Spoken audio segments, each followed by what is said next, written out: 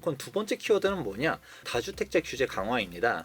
시청자분들이 또 이제 물어볼 수 있어요. 그래, 유동성이 많아서 부동산으로 들어간다는 건 알겠어. 지금 현 정권에서 규제가 엄청나게 나왔잖아요. 2020년도 12월 17일에 규제 지역들도 엄청나게 또 늘려놨잖아요. 네, 조정 대상 지역 총 111개, 111개입니다. 111개. 어지간한 데들은 이제 다 조정 대상 지역이다라고 할 수 있을 것 같은데, 이런 식으로 늘려 나가다 보니까 이래서 투자하겠어? 라는 것이죠. 그런데 오히려 저는 이전부터도 항상 이야기했었던 게, 다주택자 규제를 강화하기 때문에 올라가는 데와 떨어지는 데들이 명확하게 있다라고 표현을 했었거든요. 네네. 우리가 특정 부동산 대책을 일일이 다 암기하실 필요는 없어요. 여러분들이 큰 틀은 그냥 다주택자는 다 규제한다. 우리 양도세 다주택자 세금 때려대고 대출 안 나오게 하고, 종부세 너 다주택자 세금 더 내. 임대사업자도 사실상 이제 폐기 수준으로 갔죠. 법인은 뭐 그렇죠. 끝났죠. 사형이죠. 사형 선고죠. 네. 그리고 장기보유 특별공제 혜택도 없애버리고 710 나오면서 가장 무서운 거, 취득세 중과가 또 한 번 튀어나오고. 세금 규제 결정판이죠. 그렇죠. 야, 이 세상에 이렇게까지 할 수 있구나를 보였던. 예. 2주택자면 8.4, 그리고 네. 3주택자면 12.4%예요. 1주택자라고 하면 금액 요건에 따라서 1.1에서 최고 3.5%거든요. 네. 10억짜리인데 85제곱미터 초과다라고 하면 취득세만 우리 1억 3,400만 원을 내야 된다는 얘기인 거예요. 사지 말란 얘기인 거죠. 아마 이제 뭐 이게 그렇게 한번 세금을 내게 되면은 공무원분들 한 4명 정도는 더 추가로 고용할 수 있겠네요. 이게 고용 효과를 노리기 위해. 그렇죠. 이게 목표가 뭔지는 사실 잘 모르겠지만, 법인은 그냥 다 그냥 그렇죠. 3주택이랑 똑같은 거죠. 최고 세율 12.4%, 13.4%를 내야 되고요. 법인은 사실 이야기는 안 했었지만 종부세가 법인은 무조건 최고 세율로 때리거든요. 네, 그럼 지역 구분 상관없고 뭐 그쵸. 규제 비규제도 안 따지더라고요. 네. 규제 비규제 상관없이 1주택자 법인은 3%, 3주택자 법인은 6%를 때리는데, 이게 얼마나 대단한 거냐면, 개인으로 따지면 과표만 94억이 넘어가야지 이 세율 구간이에요. 법인은 그냥 주란 얘기인 거죠. 네. 규제를 하게 되면 어떻게 되냐라는 거는 양극화가 나타날 수밖에 없다라는 거예요. 네. 3주택자, 4주택자, 5주택자라고 생각해 보면 행복하겠죠. 그런데 주택수가 많다라고 해가지고 이렇게 세금을 많이 때려대면 아무래도 불안하겠죠. 네. 팔아야겠다는 생각을 해야 될 텐데, 그럼 어떤 집부터 팔냐? 상대적으로 가치가 떨어지는 주택부터, 그리고 비규제 대상 지역. 왜냐? 조정 대상 지역이 아니라고 하면 다주택자 중과가 없으니까. 그렇죠. 일반 과세죠. 그리고 양도 차익이 적은 부분들부터, 애초에 양도 차익이 별로 없으면 그냥 뭐 중과세율이 붙어도 그냥 뭐 조금 들먹고 그쵸. 말지 이 정도인데. 그런 식으로 가면서 정리를 한다라는 것입니다. 지방이 세 채, 네 채 정리하고서 이 돈 가지고 뭐 하지? 이제 다주택자면 안 된대. 한 채로만 가야 된대. 그러니까 좋은 거 한 채로 우리가 20몇 억짜리, 30몇 억짜리 이렇게 가는 거예요. 그러니까 오히려 비싼 데들도 막 비싸지는 거고, 모든 사람들이 서울에 살 수는 없단 말이에요. 그렇죠. 대전에 사는 사람, 대구에 사는 사람, 부산에 사는 사람, 서울 집을 사도 어차피 2년 거주요금 못 채우잖아요. 그럼 비과세가 안 되기 때문에, 그럼 부산에서도 제일 좋은데, 대구에서도 제일 좋은데, 대전에서도 제일 좋은데, 이런 식으로 간다는 것이죠. 그렇죠. 그 내에서도 상급지들이 엄청나게 올라가는 부분들이 이렇게 양극화다, 차고지 규제를 한다라고 생각해 보는 거예요. 차고지 구제요. 네, 아, 서울에 차가 너무 많아가지고 정부가 딱 규제를 한 거예요. 가구 수당 차 한 채만이다. 소나타도 있었고 그랜저도 있었고 제네시스도 있었고 했는데, 네. 두 개를 팔고서 제네시스만 남기겠죠. 네. 벤츠만 남기겠죠, 뭐. 이제 그렇게 될 수도 있겠죠. 싹 판 돈으로 벤츠로 넘어갈 수도 있겠죠. 1가구 1주택법. 1가구 1주택을 법에다 명시를 해놓겠다. 명문화만 하지 않았을 뿐이지 지난 3년 6개월 동안에 1가구 1주택 법이었잖아요. 솔직히 말씀드리면. 그렇죠. 예, 1가구 1주택이 아닌 사람들은 다 규제했기 때문에 똑같은 것들인데, 지난 3년 6개월 동안의 결과가 지금 이 시장이잖아요. 그렇죠. 전세 매물 감소, 전세금 폭등, 그래서 매매까지 올라가서 전국이 다 불장. 이게 지금 3년 6개월 동안에 1가구 1주택 정책 때문에 생긴 결과였는데, 그거를 명문화하겠다는 겁니다. 지금 현재 부동산 정책을 펼치시는 분들의 면면을 보면 노무현 전 참여정권에 있으셨던 분들이 그대로 있거든요. 왜냐면 실무자분들이 그대로 지금 그때 똑같으세요. 그쵸. 놀랍게 똑같습니다. 예. 그러면 노무현 전 참여정권 때는 어땠냐라는 건데, 우리 규제들을 보게 되면 네. 익숙한 규제들이 정말 많아요. 막 네. 종합부동산세 같은 경우도 이때 생겨 나왔고, 재건축 초과이익 환수제도 이때 나오고, 취득세 같은 경우도 사실 지금의 취득세는 1도 아니었죠. 그 전에 취득세는 공시가로 하는 게 원래 합법이었었거든요. 그렇죠. 그거를 실거래가로 갖다가 바뀐 게 노무현 전 참여정권 때였다라고 볼 수 있는 건 각종 규제들이 엄청나게 많았었는데 이 결과가 무엇이냐라고 하면 양극화였다라는 것이죠. 네. 당시 부동산 가격들이 워낙 높았었는데 대책이 나오면서 한번 쭉 떨어졌다가 그 다음에 올라가는데 우리가 아무래도 노무현 전 참여정권 때 부동산 가격이 많이 올랐다라는 생각들은 하고 있지만 정확하게 보게 되면 당시 버블세분들 그 지역들이 많이 올라갔지 수도권이랑 지방이랑 놓고 보면 그 격차가 엄청났고 지방의 장은 오히려 서울이 주춤하게 되면서 그 다음에 왔었거든요. 그렇죠. 다주택자 규제 강화 이렇게 가면 양극화가 나타났다라는 것이고 이 부분이 서울 같은 경우는 많이 올랐네라고 하지만 서울도 양극화가 더 심해졌죠. 서울 같은 경우는 많이 올랐다 하지만 실질적으로 상승률을 보게 되면 강북과 강남의 상승률 격차가 더 나요. 강북이 10% 올라간 거랑 강남이 10% 올라간 거랑은 체감 차이는 훨씬 다르거든요. 매매 금액이 2 이상을 해야 돼요. 그렇죠. 매매 금액 자체 액면가가 다르기 때문에 강남이 상승률도 더 높다라는 그게 거는요. 양극화인 거죠. 그렇죠. 더 많이 벌어진다는 얘기죠.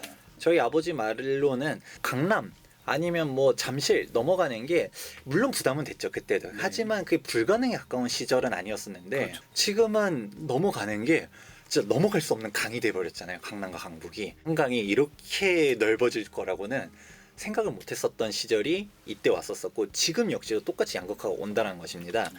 통계를 한번 보면 좋을 것 같은데 이게 전국 통계예요. 보면 2018년도 같은 경우도 보게 되면 2017년도 파리 부동산 대책이 나오면서 다주택자 규제 강화들이 나타났잖아요. 지방이 막 떨어지고 있었고 올라간 데들은 그래도 똘똘한 채 서울, 수도권 그리고 대대광 이런 식으로 이야기들 했었잖아요. 2019년도 같은 경우는 사실 규제가 그때 당시 서울도 정말 오랜만에 이제 마이너스로 전환됐다 이런 얘기도 들릴 정도로 2018년도 9.13 대책 터지고서 드디어 효과가 나온다라는 얘기가 있었던 게 2019년도였거든요. 네. 서울은 결과론적으로는 또 상승률로 갔다가 통계를 마감했는데 대대광 말고는 많이 힘들었죠. 부산도 힘들었었어요. 이때는 세종도 힘들었네요. 그렇죠.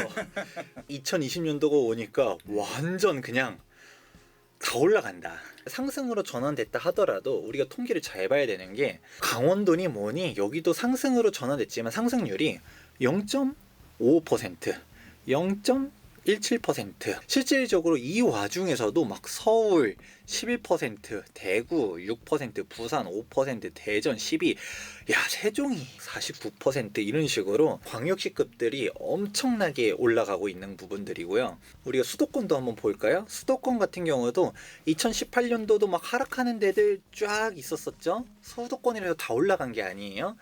그리고 2019년도도 하락의 폭들이 엄청났었습니다. 그 와중에서도 우리가 버티는 데들 상급지가 어디냐라는 것도 보면 좋을 것 같고 2020년도 되니까 불의 장이 왔죠. 엄청나게 뛰고 있고 이 와중에서도 우리가 중요한 포인트들은 결국 좋은 데들 우리가 상급지들은 항상 올라갔구나. 안 좋은 장에서도 하락하지 않고 올라가는 장에서는 더 뛰고 2020년도 11월까지로 돼 있는 통계거든요. 제일 재밌었던 게 김포 파주가 저는 좀 이해를 못 하겠었어요. 네. 6.17 대책 나오면서 거의 싹 지정했었잖아요. 맞아요. 김포와 파주를 빼놨었거든요. 접경 지역이어서. 근데 김포 파주가 엄청나게 올라가다 보니까 네. 저는 당연히 김포 파주 같이 묶을 줄 알았는데 김포는 묶네요. 그래서 파주가 막 뛰니까 이번에 파주를 묶었잖아요. 네. 풍선 효과를 과연 고위공직자들이 몰랐을까가 저는 좀 궁금했었어요. 그러니까 저도 이게 좀 굉장히 의문인데요. 왜냐하면 똑같은 접경 지역이었었고 똑같이 오르고 있었는데, 근데 꼭 또 지정했잖아요. 이번 뒤늦게지만. 근데 계속 이렇게 순차적으로 하는 거 보면은 한번 올려놓고 지정하고 올려놓고 지정하고 일부러 그러는 것 같기도 하고 그러네요. 합리적인 위심으로 이거 세수확보 목표가 아니냐 우스갯소리로 진지하게 받아들이시면 안 됩니다. 네. 이제 아니 그때 이제 그 국토교통부에 이제 그 실무자들 많이 아니까 한번 제가 농담으로 물어봤어요. 이상하게 왜 지정한 올라가면 지정하고 이렇게 자꾸 핑퐁 게임을 하냐 그랬더니 혹시 제가 농담으로 진짜 세금을 많이 거두시려고 일부러 올려놓으시고 그러시는 거 아니었더니 저희는 그 정도로 머리가 좋지 않아요. 딱 진짜 농담으로 얘기하더라고. 그렇죠. 아유, 네. 그게 진심이었길 바랍니다. 예. 그래서 뭐 김포 이렇게 네. 올려놓으니까 파주가 10억이래요. 10억 33평이. 네, 어저께 제가 확인하고 왔습니다. 현장 가서. 오히려 파주 33평 10억 하니까 사람들이 다시 생각해보는 거죠. 서울이 좀 싼 것 같은데? 라는 생각이 들게 되고 2021년도는 네. 순환매 시대가 올 것이다. 순환매. 18년도, 19년도만 하더라도 오르는 데들만 올랐거든요. 똘똘한 한 채. 근데 2020년도 되니까 서울만 무식하게 계속 올라간다는 보장은 없잖아요. 서울만 막 무슨 20억, 30억 되고 이럴 수는 없다 보니까 상대적으로 여기 인구 규모라든지 지역 경제 여건이라든지 봤을 때 광역시 여기 싼 거 같은데 하면 여기가 올라가고 또 여기 올라가니 딴 데도 올라가고 또 상대적으로 서울이 싼 거 같아. 똘똘한 한 채라는 거는 입지도 입지지만 상품도 잘 선택해야 돼요. 우리가 서울도 잘 찾아보면 오피스텔이라든지 빌라라든지 3년 전이랑 지금이랑 가격 차이가 별반 다르지 않은 데들도 많거든요. 심지어는 빠진 데도 있어요. 그 와중에.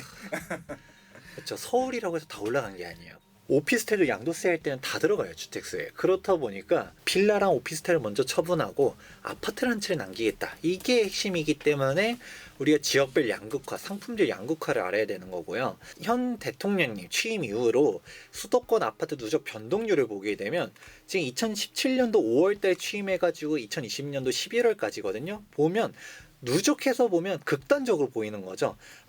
우리 중심지대 수용성이라는 이야기도 많이 하잖아요. 과천, 안양, 군포, 하남 엄청나게 올라갔구나. 그리고 이 와중에서도 전국적으로 보게 되면 또 떨어진 데들, 실질적으로 올라간 데들이 서울, 세종, 대전, 광주, 대구, 경기도, 이 지역 내에서도 대장, 지방 중소도시들도 대장 지역들은 또 많이 올라갔거든요. 우리가 양극화의 시대다, 그리고 순환매의 시대다, 이 이야기들이 어떤 식으로 돌아가는지들을 시청자분들이 이해를 하시면 앞으로 2021년도도 어떤 식으로 자금의 방향성들이 흘러갈지를 이해하실 수 있을 거라고 보고 있습니다. 제가 세금을 워낙 중시하다 보니까 이런 세금 규제들을 알다 보면 사실 여러 채로 갈 수는 없어요. 그러면 한 채로 가려다 보면 제가 차고지 규제법 이야기했었잖아요. 그것처럼 자동차 한 대만 남긴다라고 하면 과연 무엇을 남길까? 어떻게 남길까를 생각해보면 확 와닿을 거라고 보고 있습니다. 야, 이거를 진짜 강의 시간 해주시려고 했었는데 더 살을 더 붙여셔갖고 완벽하게 2020년 시장, 2021년 시장 전망까지 해주셨던 것 같습니다. 대체 투자처 부족 때문에 다주택자 강화 때문에 가격들이 올라가고 또 올라가지 못하고 그리고 또 이제 어떤 상품들로 주목해야 되는지를 완벽히 정해 주셨습니다. 2부에서는요. 그래서 결국은 우리가 어떤 상품들을 봐야 될지 그 부분을 얘기해 보도록 하겠습니다. 네, 재개발로 다시 찾아뵙도록 하겠습니다. 오늘 감사하고요. 네. 2부에서 뵙겠습니다. 고맙습니다. 감사합니다.